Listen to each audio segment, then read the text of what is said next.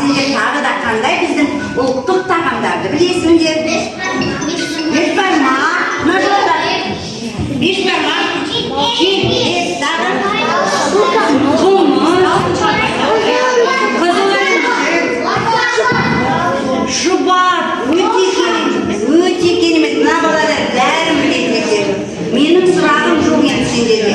Онда былай істейік балалар. Қазір біз сендермен бір жақсы көңілімізді көтеріп алайық. Қазір біз сендермен шаңырақ ойынын ойнаймыз. Қазір музыка қойылады.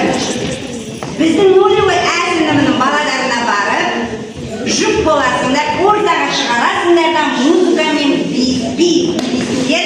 Музыка тоқтаған кезде әр сынып өзінің жанына шаңырақ құрады.